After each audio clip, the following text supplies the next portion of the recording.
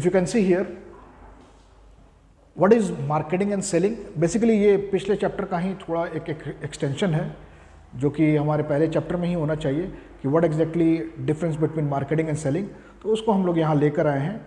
उसके बाद we are going to discuss what is marketing management is all about, marketing management, and then different type of marketing management which consist of internal environment.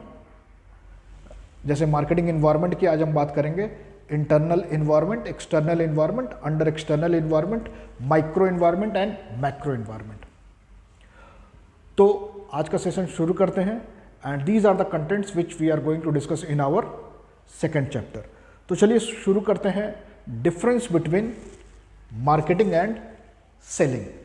सबसे पहले तो ये है कि जब भी हमारे दिमाग में आती ही चीज़ें तो हम ये सोचते हैं कि मार्केटिंग एंड सेलिंग में बहुत ज़्यादा डिफरेंस होता नहीं है एज ए लेमैन लैंग्वेज, लेकिन there is a difference and there is a relationship. अगर आपसे कोई ये पूछे कि मार्केटिंग और सेलिंग में मेजर डिफरेंस क्या है, तो सबसे पहला डिफरेंस तो यही है कि selling is the part of marketing. If marketing is a tree, selling is a one of the branch of that tree. तो इसको समझने के लिए बहुत सिंपल तरीके हों, यहाँ पे कुछ पॉइंट्स लिखे हुए हैं जो कि आपके एग्जामिनेशन पॉइंट ऑफ व्यू से भी सही होगा और from a understanding point of view it is very good for that one. जैसा first point is marketing is a process of various concept in the form of chain. जैसा कि मैंने बोला, चेन के फॉर्म में, ट्री के form में एक बहुत बड़ा सा पेड़ है मार्केटिंग, जिससे बहुत सारे ब्रांचेज हैं।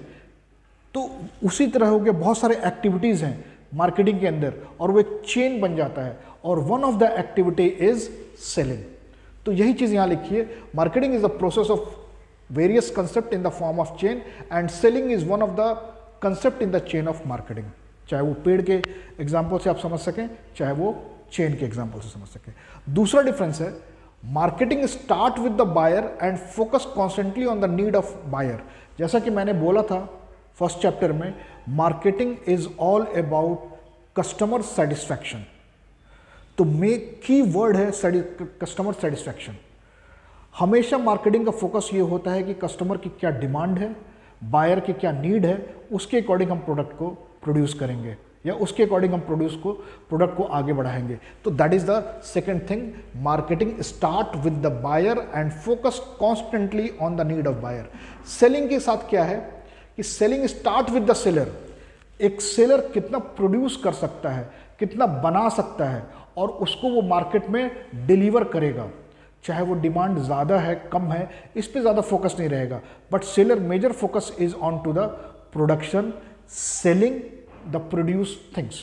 तो यहीं पे ये चीज़ लिखा हुआ है, selling start with the seller that is preoccupied at all the time with the need of a seller. कि सेलर कितना प्रोड्यूस कर सकता है, सेलर कितना बेच सकता है, सेलर कितना प्रॉफिट कमा सकता है, that is the main focus. लेकिन मार्केटिंग का जो मेन फोकस है वो कस्टमर को क्या चाहिए, कस्टमर की क्या नीड है, कस्टमर की रिक्वायरमेंट के हिसाब से मैं प्रोड्यूस करूंगा। थर्ड डिफरेंस है, मार्केटिंग इन्वॉल्व पुलिंग कंसेप्ट और pulling strategy. It means pulling means attracting towards your self. Pulling means अपनी तरफ खींचना, पुलिंग मीन्स अट्रैक्ट करना। तो पुलिंग का ये मतलब हो गया कि जब कस्टमर के डिमांड के अकॉर्डिंग, मार्केट के डिमांड के अकॉर्डिंग अगर हम प्रोडक्ट प्रोड्यूस करते हैं, तो ये स्ट्रैटेजी हमेशा मार्केटिंग की होती है कि marketing involve pulling strategy that is attract the customer through its various marketing strategy. जैसा कि कस्टमर के डिमांड के अकॉर्डिंग हमने प्रोडक्ट बनाया, कस्टमर के एक्सपेक्टेशन के अकॉर्डिंग हमने प्राइस रखा, कस्टमर को कम्युनिकेट भी हमने इस तरह से किया कि आपको वो सारी चीज़ें डिलीवर हो रही है जो कि आपको सेटिस्फाई होंगी, and finally customer will attract and purchase the product. लेकिन सेलिंग में क्या होता है, selling involve pulling strategy. Pulling means किसी तरह मार्केट में पुश करते रहना, पुशिंग स्ट्रैटेजी। पुश मीन्स जैसे प्रोड्यूसर ने प्रोड्यूस किया प्रोडक्ट को, उसने पुश कर दिया प्रोडक्ट को होलसेलर पे। पुश कैसे कर दिया, ज़्यादा इंसेंटिव देकर, ज़्यादा अट्रैक्टिंग ऑफर देकर, डिस्काउंट देकर, क्रेडिट पे देकर। उसी तरह होलसेलर ने भी पुश कर दिया प्रोडक्ट को मार्केट में डिस्ट्रीब्यूटर को, मोर डिस्काउंट देकर, मोर क्रेडिट देकर, मोर टाइम देकर, और same thing distributor is doing with the retailer. और रिटेलर ने भी कस्टमर, जब रिटेलर को ज़्यादा प्रॉफिट मिलता है तो रिटेलर भी कस्टमर को पुश करता है। So this is called as pushing strategy. यहाँ पे यही लिखा हुआ है, selling involve pushing strategy that is pushing the goods to the buyer. Fourth difference है marketing seek to convert the customer need into the product. Marketing का concept ये कहता है कि we are not producing the product, हम जो marketing customer की need है उसको प्रोड्यूस करते हैं और उसी को कम्युनिकेट करते हैं।